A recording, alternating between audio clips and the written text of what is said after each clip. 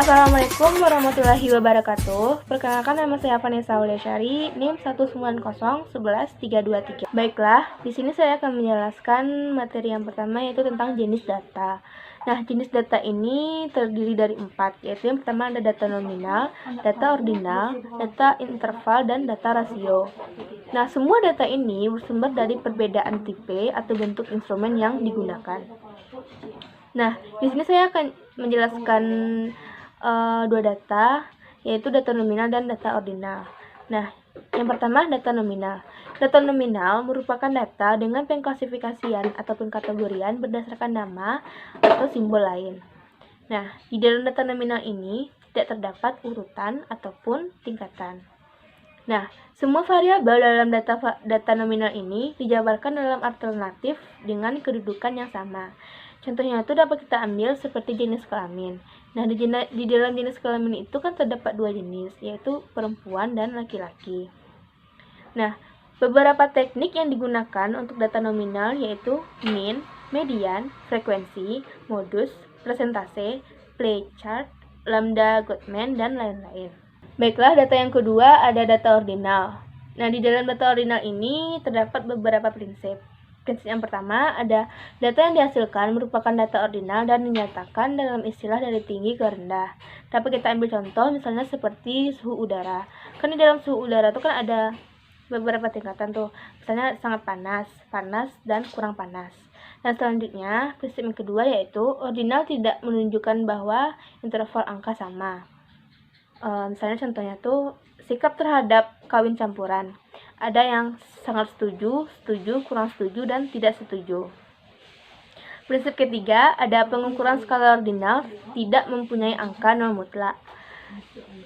Maksudnya tuh dia itu tidak dimulai dari angka 0. Selanjutnya, prinsip yang keempat yaitu angka yang dihasilkan hanya menunjukkan rank order. Nah, karena angka yang dihasilkan data frekuensi dalam klasifikasi rank order, maka cara untuk mengolah data nominal dapat digunakan untuk data ordinal dengan cara mengubah data ordinal menjadi data nominal, namun tidak sebaliknya. Nah, di samping cara itu terdapat beberapa cara lain yang dapat digunakan, yaitu gamma, Taubi, P, Euler-Sky, rank order coefficient or correlation, atau Summers. Baiklah, yang ketiga ada yang namanya data interval. Data interval adalah data yang diperoleh dengan cara pengukuran di mana jarak dan antara dua titik pada skala diketahui. Berbeda dengan skala ordinal di mana jaraknya itu tidak diketahui. Nah, data interval ini memiliki ciri-ciri yaitu dia ada tingkatan dan sehingga dia dapat dijelaskan secara matematis. Dia bersifat nominal dan dapat dihitung. Contohnya seperti suhu udara.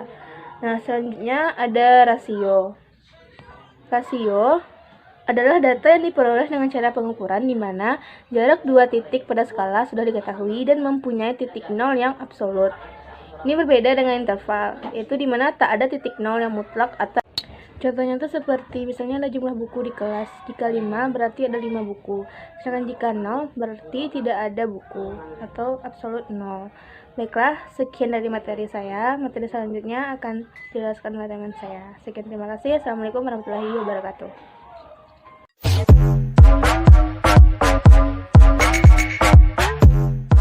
Assalamualaikum warahmatullahi wabarakatuh.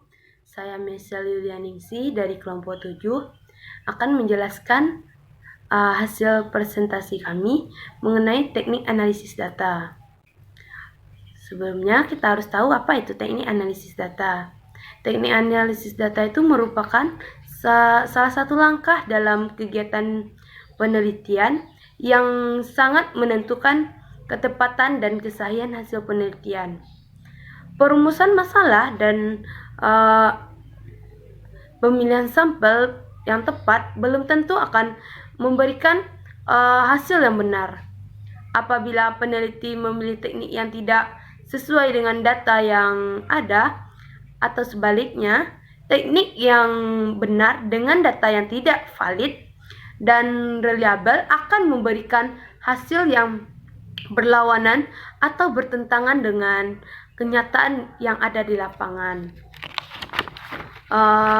Selanjutnya ada teknik analisis data ini yang digunakan dalam pengolahan data dengan menggunakan penelitian kuantitatif, yaitu perlakuan data. Perlakuan data ini terbagi atas dua. Yang pertama, perlakuan data non-parametrik dan parametrik. Pada perlakuan data non-parametrik, menggunakan skala pengukuran nominal dan ordinal. Dengan menggunakan teknik analisis, pada skala pengukuran nominal, menggunakan teknik analisis mode, frekuensi, persentase, MC-Nemar, chi-square, Euler-Q, Fisher, discriminant analysis, Cohen, Lick agreement, dummy, variable regression, epsilon, lambda, Goodman, dan Kruskal-Tauye.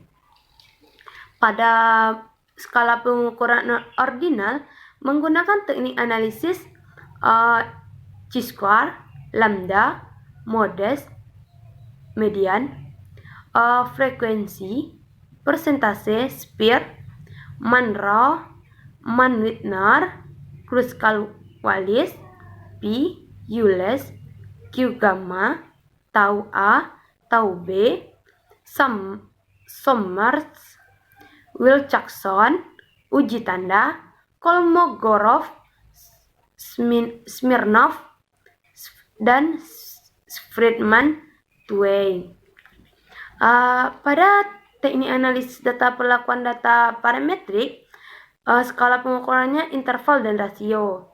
Dengan teknik analisis mode, median, min, frekuensi, persentase, standar deviasi atau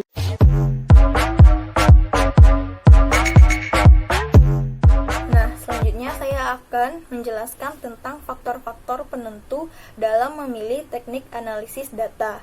Nah, secara umum, kegiatan pengelolaan atau teknik analisis data ini adalah kegiatan yang merupakan memverifikasi, menggolongkan, menyusun urutan, dan juga memanipulasi, serta mempelajari hubungan dari hasil penelitian yang ditemukan oleh si peneliti, dan juga teori-teori yang sudah ada.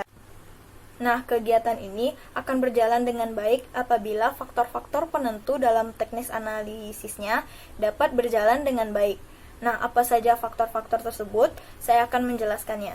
Pertama yaitu apakah masalah penelitian atau apakah pertanyaan yang akan dijawab dalam penelitian tersebut. Nah, masalah penelitian atau pertanyaan yang akan dijawab ini nantinya akan membimbing si peneliti untuk menentukan jenis penelitian apa yang akan ia gunakan. Contohnya seperti jenis penelitian deskriptif, eksperimen, ataupun korelasional. Tentunya tiap jenis penelitian ini memiliki teknik analisis yang berbeda dan tertentu, sesuai dengan batasan dari jenis-jenis ini masing-masing. Kedua yaitu jumlah variabel dan skala pengukuran. Nah, seperti yang kita tahu kan, setiap rumus statistik itu mempunyai karakteristik yang berbeda-beda. Ada yang dapat digunakan untuk satu, ada yang dapat digunakan untuk 2, 3, ataupun lebih variabel. Nah, perbedaan itu menuntut ketelitian si peneliti dalam memilih alat yang tepat, sebab jumlah variabel saja itu tidak cukup, karena masih ada kriteria lainnya seperti skala pengukuran atau jenis data yang akan digunakan. Contohnya misalkan ingin menggunakan data nominal, ordinal, rasio, dan juga data interval. Yang ketiga yaitu jenis hipotesis. Nah, seperti yang kita tahu kan, hipotesis ini merupakan dugaan sementara ataupun pernyataan sementara. Nah, hipotesis itu juga ada dua. Yang pertama hipotesis nihil dan yang kedua hipotesis kerja. Hipotesis nihil itu menyatakan misalkan tidak ada perbedaan atau tidak ada hubungan di antara variabel X dan Y. Sedangkan yang hipotesis kerja itu menunjukkan bahwa adanya hubungan ataupun perbedaan antara X dan Y. Nah, tentunya kedua jenis hipotesis ini menuntut teknik pembuktian atau teknik analisis yang berbeda. Misalnya dengan memperhatikan skala pengukuran yang digunakan dalam pengumpulan datanya atau data yang dihasilkan dalam penelitian tersebut. Yaitu besarnya sampel penelitian. Nah, besarnya sampel penelitian ini dapat ditinjau dari deskripsi jumlah sampel yang ada pada masing-masing sampel. Dan dapat pula dilihat dari segi kelompok sampel penelitian. Selain itu, jumlah N yang ada pada tiap sampel juga akan menentukan teknik analisis apa yang akan kita gunakan. Contohnya pada penelitian korelasional, misalnya N-nya itu apabila N-nya di bawah 30 dan data itu adalah data ordinal, maka sebaiknya kita menggunakan rank order correlation atau menggunakan chi-squares dengan memperhatikan patokan umum dalam menggunakan rumus-rumus tersebut. Yang kelima selanjutnya yaitu sampel yang berhubungan atau bebas atau sampel independen. Nah, untuk dapat melihat pengaruh suatu perlakuan atau treatmentnya, maka peneliti biasanya menggunakan sampel yang sama, seperti sampel yang berhubungan gitu maksudnya. Nah, awal kegiatan dikenakan pretest, dan setelah diberikan perlakuan pada akhir kegiatan itu akan diadakan lagi post-test namanya. Nah, besarnya pengaruh penelitian ini didapat dengan mencari selisih dari hasil post-test dan pre-test tadi. Nah, sebaliknya, kalau sampel yang digunakan itu sampel bebas atau independen, maka teknik analisis yang kita gunakan yaitu the Mann-Whitney U-test. 6 dan yang terakhir yaitu bentuk hubungan. Nah, dalam penggunaan rumus tertentu seperti melihat pengaruh atau hubungan di antara dua variabel yaitu variabel bebas dan variabel terikat. Nah, si peneliti ini kan sebelumnya itu harus menentukan teknik mana yang dipakai terlebih dahulu untuk menguji bentuk hubungan data, yaitu linear atau kurva linear ataupun dalam bentuk lain. Apabila hubungannya itu linear dan data yang digunakan yaitu dalam bentuk data interval, maka dapat digunakan product moment correlation atau analisis regresi. Tetapi, apabila data itu bukan linear, maka peneliti hendaklah menggunakan teknik-teknik yang lain.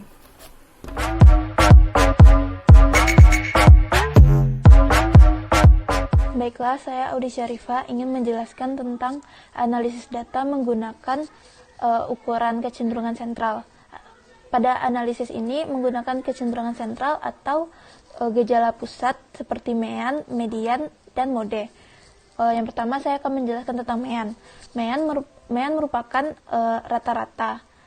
Kecenderungan sentral ini sering kita gunakan dalam kehidupan sehari-hari, seperti mencari rata-rata nilai rapor atau rata-rata tinggi badan di suatu daerah. Untuk mencari mean, kita menggunakan beberapa langkah-langkah. Yang pertama, menentukan titik tertinggi dan terendah dari data tersebut. Yang kedua, membuat jumlah intervalnya. Yang ketiga membuat kelas intervalnya. Yang keempat, masukkan datanya atau mencari F. Yang kelima, ciptakan main point-nya. Yang keenam, kalikan tiap-tiap kelas interval atau main point yang telah kita buat tersebut. Yang ketujuh, jumlahkan hasil kalinya. Yang terakhir, bagi jumlah pada hasil kali tersebut. Yang kedua yaitu adanya median. Median merupakan suatu ukuran kecenderungan sentral yang menggambarkan letak suatu nilai yang mempunyai frekuensi ke atas atau ke bawahnya itu sama. Nah, median ini terdapat dua, yaitu median dari distribusi genap dan juga median dari distribusi kelompok. Median dari distribusi frekuensi genap ini, apabila n-nya itu genap, maka median rata-rata dua nilai yang di tengah-tengahnya itu akan diurutkan. Yang kedua, median dari distribusi berkelompok. Apabila data telah tersusun dalam bentuk distribusi frekuensi atau data yang telah dikelompokkan. Nah, selanjutnya yaitu adanya mode.